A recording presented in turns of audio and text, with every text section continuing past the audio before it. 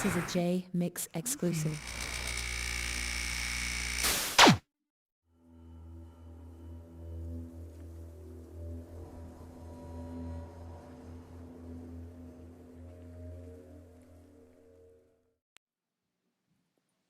Miss Walker, I just wanted to let you know that I do appreciate you taking the time to do this. Hi, Jesse. No problem. At what point in your life did you realize music was something you wanted to do? Since I was born, since I was a little kid, my family is a big family. My mom comes from a big family, and so we always would perform every holiday. So I was always, one dancing and singing with my cousins. So then forever. Who inspired you musically? I loved Whitney Houston. Back in the day, there was always the old divas. But I loved Whitney as far as singing, Tina Marie. Um, I loved Chapter 8, which was Anita Baker. So you know, just all the musical people. But, I was one, too, that was funny because I loved Carol Burnett, too. So, but I would have to say if I just had to pin it on one person, probably Whitney Houston. Were you pretty surprised to hear of Whitney Houston's death? I was. I was shocked, but, I'm kind of superstitious a little bit in some ways because the great one seems to be always taken early. So it's kind of like, no, not Whitney. So, yeah, yeah. Now, is it true that you worked on Johnny J's album Better Off? I worked a lot with Johnny J. We did a lot of music. That's what's so crazy about, the Tupac thing, and it gets me frustrated sometimes because a lot of times we'll do songs and we'll say, we're not going to use this. And then, like years later it comes out and I'm like, hey, I didn't pay for that because we decided to scrap it. So, you know, um, Johnny J, yeah, we worked a lot, as YMB, with him. He was a good friend. We were close to him. We hung out a lot and did barbecues and, everything like that. So he was a dear friend, really a dear friend. Did you ever see Johnny J depressed? No, never depressed. Always happy, always ready to work.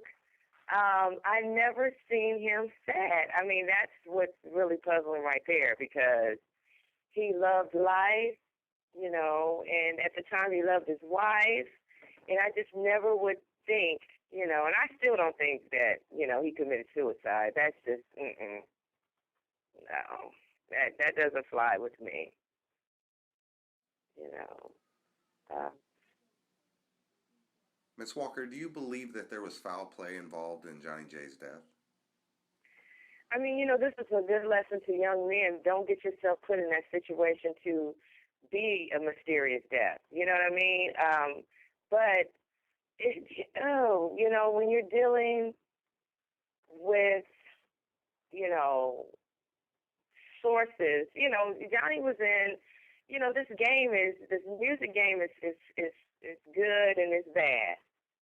You're making a lot of money and you're hanging around people you don't know what they want from you or what their intentions are for you.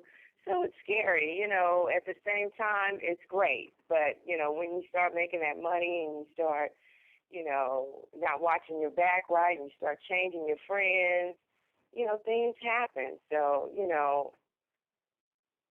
Johnny, I just definitely don't believe that he committed suicide. I don't believe that. Was Johnny J your connection to Tupac? No. Um, Tupac came about in the Carson home. And there was we were kind of known in Carson area, and people wanted to come and be around us. And in the mix of knowing other rappers and, knowing some guys from Thug Life, they brought Pac to the Carson house, which was the YMV house where we practiced and, we kind of like lived there almost. Our manager lived there, so we were always there.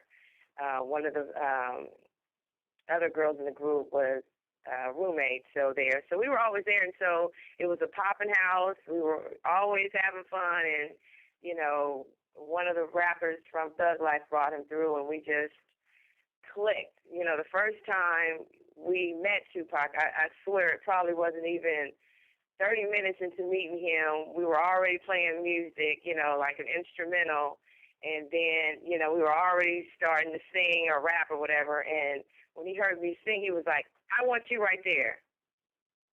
No, shoot.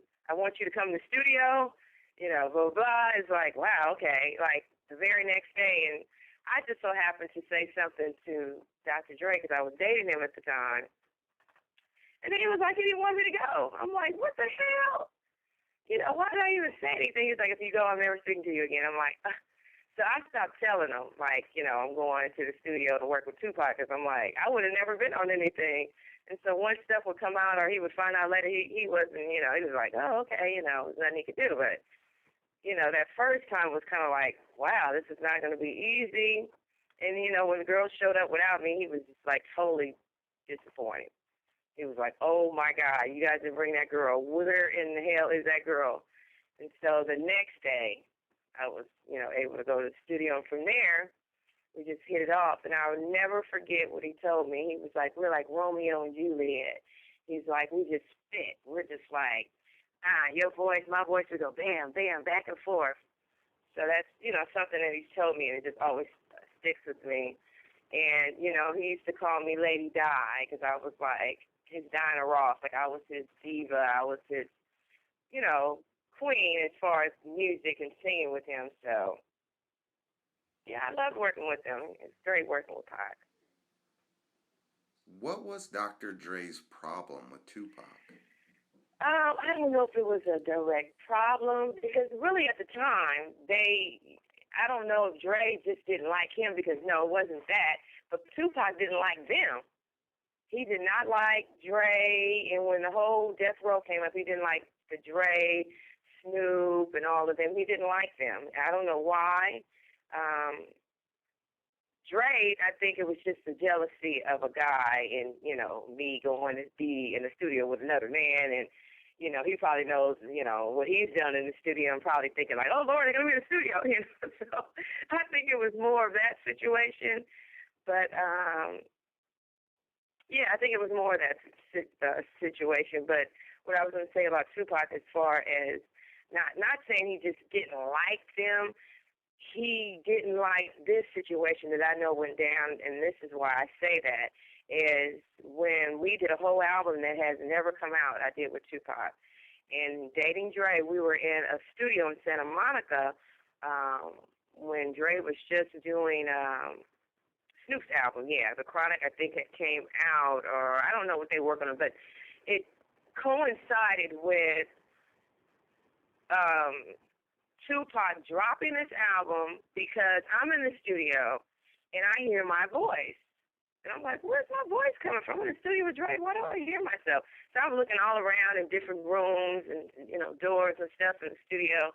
And I open up one door and it's Corrupt and Daz, and they're playing Tupac's album because Tupac was on Interscope.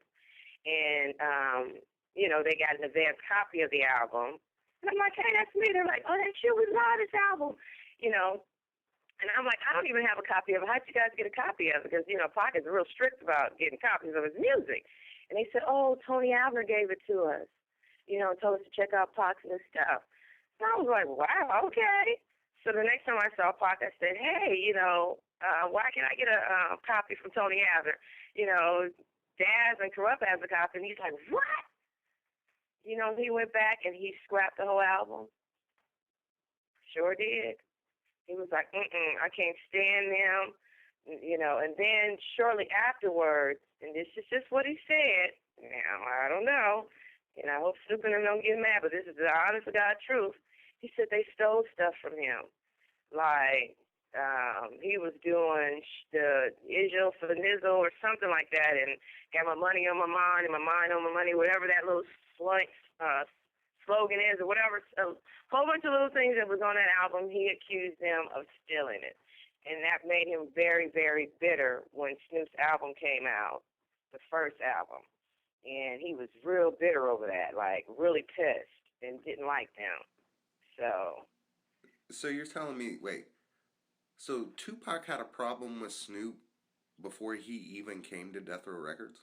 Yeah, they didn't know it, but he didn't like them because he accused them of stealing his sayings, his ways, some of his style, like a sentence here and there, and this album never came out. It had, excuse my language, but a song on there called "Is It Cool as Fuck." It had a lot of other great songs on there, and he scrapped the entire album because of them hearing the album. He just got mad. He was like, the album's gone.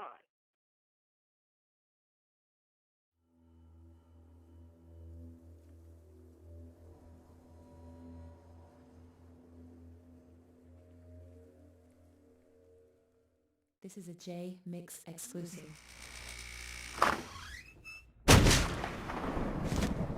What up, shut up?